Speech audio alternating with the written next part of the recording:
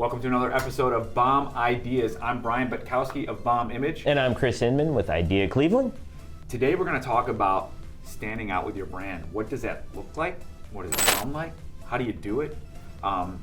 Chris, I'm going to flip it over to you to start the conversation off because I have a lot of feelings on this and thoughts. So I'll let you kick off the conversation. But again, this is all about, how do you make yourself be that separator from your competition and the other people that might be in that room?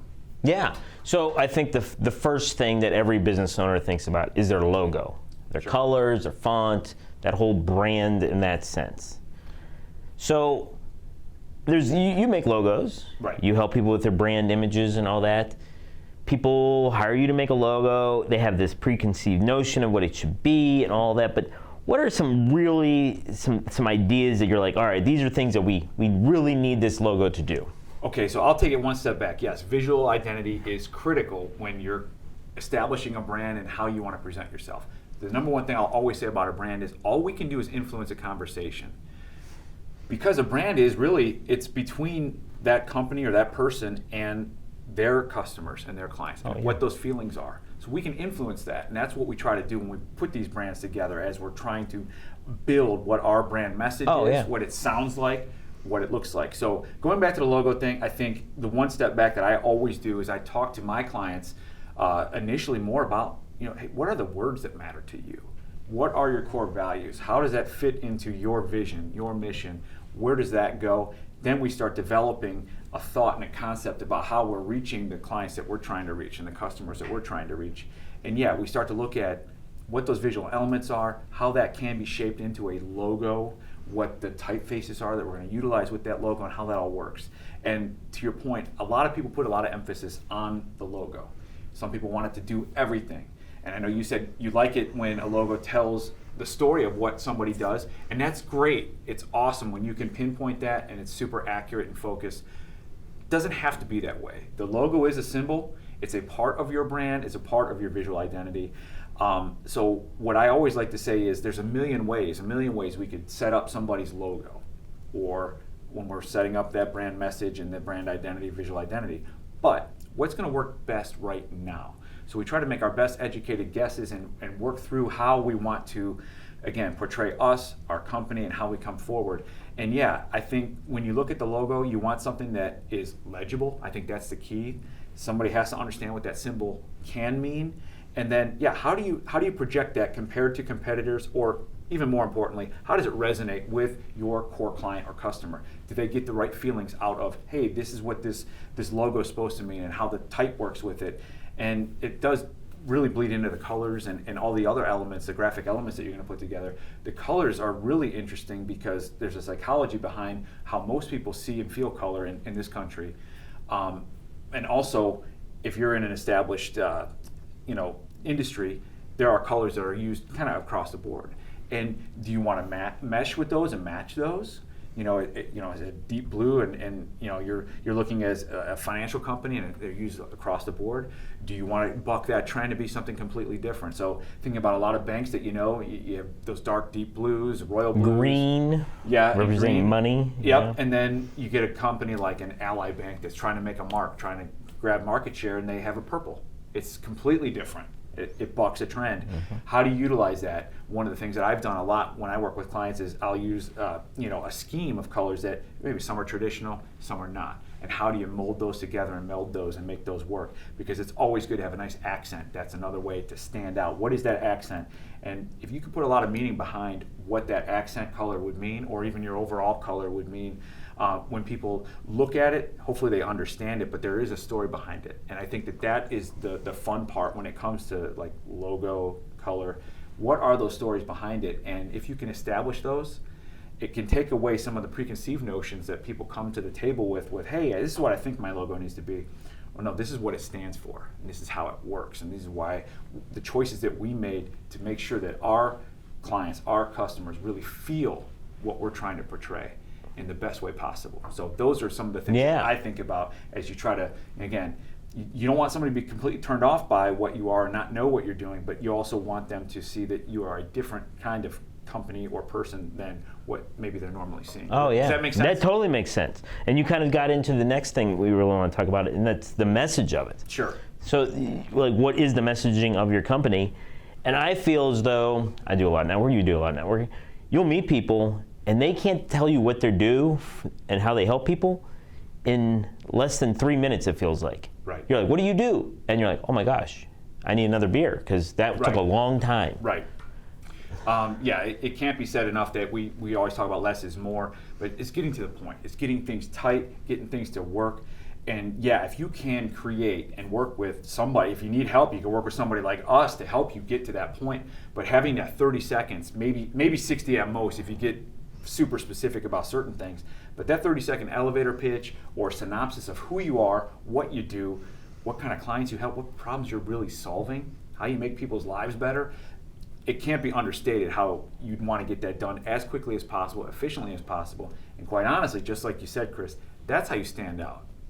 When someone nails that, you know it. Mm-hmm. And to my estimation, I think if anybody does networking, whether it's on Zoom or in person, it can't be said enough. Practice it, work with it, get constructive criticism to make sure that you tighten that thing up, because that will set you so much further above the other people in the world that can't get it as tight as you can, that it immediately separate you as probably an expert in whatever field you're in, mm-hmm. and then probably as somebody that really has their act together. I think that that's part of the key as well. Instant credibility. It makes everything a little bit better when you can nail those messages. What do you think about that? And then the message is so important because the message actually helps you develop what you want for your other marketing materials. Oh, absolutely. Like, because now you know who you're helping, you know how you're helping them, and then all of a sudden you're like, oh, how am I helping them? I'm providing them with this knowledge. And it really then trickles down off of that. Yeah, it can spoke outward. Correct. And if someone asks the next question after they hear that 30 second, oh, what's the next question? Now you have another you can message go here or there, depending on who you're speaking with. That's what's so smart about it. When somebody has diarrhea of the mouth and they're doing that 3-minute spiel, 5-minute spiel, no one can make heads of tails of what they're doing or why. But if you tighten that thing up, and then you can say, okay, so what questions do you have about what I just said? Well, I don't understand this part, or hey, can you expound on this other part? Yeah. And then you have those abilities as you build your message, your full message, and again, your core offerings. And again, not every customer is potentially the same. So, hey, this person's really interested in this part of it because that's what matters to them. Yes. And you can easily have another 30 seconds or another 60 seconds. Correct. And really dive in. So I really like that part of it. Yeah, because if you try to vomit so much in that first minute, instantly the person does not know how you're going to engage with them. They don't know who to connect you with in a strategic partner. They don't even know if they have a friend that you can help because they've lost interest almost. Absolutely, and I think the communication part of it too is you can have an instant connection with somebody that seems really tight with their messaging. Communication matters as much as it ever has. People's attention spans are shorter, mm-hmm. and it sets expectations that, hey, if they have their act together with this, they probably have their act together with everything else. Again, lending back to that credibility. Correct, absolutely. All right, our last one is your physical uniform, your physical abilities to go out and present yourself. You have something that everyone knows you for is your name tag, for example. Absolutely. So one of the things that I use to separate myself is a bright LED name badge that a lot of people know me more for that than maybe even what my name is on there or who I am or what I do. But the idea is that I want to spark somebody's attention. Grab it quickly. Attention span, short. Mm-hmm. What does it mean? If I can, have somebody at least remember that, or again, hopefully they had a good experience with me when I've met them in person, they can remember, oh yeah, that's that guy with the badge. Oh yeah, that's that. And even for that matter, like typically if I'm out in a formal networking setting, I usually have a jacket on, and that's what I call my uniform, as you mentioned it and called it out. When we're in informal settings, I'll dress like this, like we are now. But yeah, I try to really, again, set expectations, who I am, who are you, and again, when it comes to branding, to be as consistent and cohesive in every single touch point, that's what matters. So again, if you can look at that one little thing that you do, maybe it's your message, maybe it's your name badge, mm-hmm. Maybe there's something else, maybe you have a really unique business card that as soon as somebody sees that, they go, oh wow, that's that guy. I remember that, and maybe they keep it. Again, some people will say they don't need business cards anymore. I still think something tangible can make a difference if it hits the mark. Oh, I just had a debate about that yesterday. I am not a suit and tie guy. Right. I am the, hey, let's wear something wild and stand out in the crowd, because I feel like, hey, I work in a creative world. Absolutely. I don't want anyone to think I'm corporate. Like, it's my own mentality. Absolutely. I created this on my own. But that's where I like to stand out. It's like, oh, there's the guy in the Hawaiian shirt. There's another guy locally that wears Hawaiian shirts. He's in the marketing world. Like, I feel like I'm allowed to be a little more creative Absolutely. when I walk out and everything, and which is good. And then also, I just had a conversation. Somebody goes, "Oh, if you're on LinkedIn, you got to be all suited up." And I go, "Why?" And they said, "Oh, because that's the professional platform." And I go, "Is that you though?" And they said, "No." And then why are you trying to be somebody else? Yep. Be who you are. Oh, there's nothing worse than seeing some kind of profile picture, whether it's on LinkedIn, Facebook, or whatever, and you meet the person in person and they don't look anything like that. Oh, that's a whole, yes. They're yes. Literally same thing. Like, I think I have a tie in mine just because that's what I did. But I do wear a jacket typically, but you wouldn't want to be somebody else in different spots. Correct. For consistency's sake, again, you want to stand out, but the right way. You don't want to stand out like, I don't know who this guy is. Yes. And even going back to your shirts, that's one of the things I love is when I'm looking through social media, whether it's LinkedIn, Facebook, Instagram, I can instantly know if Chris was at an event because I can see his shirt and say, there he is. So again, it's that recognition.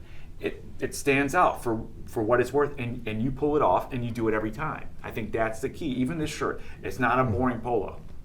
Yeah. You'd admit that, and it's cool. It's going to make a mark. It's going to leave an impression on whoever it is that you're working with. And again, they're going to know who you are every single time. Yes. And that's what I can appreciate. You want to stand out, but you want to be consistent. And then you mentioned the business cards. Sure. So I have a thicker business card with a Guardian making a podcast on it. That's my alternative second logo. Right. And it tells a brand story. I get so many comments about it, like, oh, that's a really cool image. Oh, it's the Guardian from Cleveland. Yeah. And so it kind of, the reason I went with the Guardian is because I wanted to make sure everyone knew I'm local. Right. Because there's so many people that are buying people on Fiverr and paying people on Fiverr and all that. I'm like, no, I'm a local person here. You're working with a local company. Right. So that was the mission of that, my cards and my logos. Right. And the do not throw away. And now everyone's got these, oh, just scan my QR code and you go in. But you're not touching them. You're not using that as a piece of marketing material. A business card is a piece of marketing, branding material. Without a doubt. That people are for some reason, we're getting this digital world of it. But even with us digital people, that is a touch point. No doubt. Take advantage of that. I do it all the time. I definitely still have business cards myself. I'll ask people for business cards because I might make a little pile of who I want to get back with. If it's just digital, I'll be honest with you. If it's not in front of me, I don't see it. Hey, yeah, I'll scan this thing, and I might not even remember I have their contact. Yes. Or what was their name? I saw it for a split second. Because it's not like you can go in your contacts, say most recently added even. Maybe you can. I don't know how to do that. I don't know how to do that. I don't do that. But like for me, I know if I set it on my desk or if I put it in a little pile of stuff that I'm doing, hey, these are my follow-ups for the next couple of days, and they're right there. So I like the tangibility. Oh my gosh, I've written on so many business cards. Connect with XYZ. Right. Well, then you're looking for referrals and stuff too. Yeah. It's not even about that person. Yes. So you don't want to lose that. Correct. So standing out can be done in so many ways. Again, if you have questions about that, one of us could easily help you and guide you on that. But anything else on this one? No, I think this was great. Awesome. So, all right, thanks for joining us on this episode of Bomb Ideas.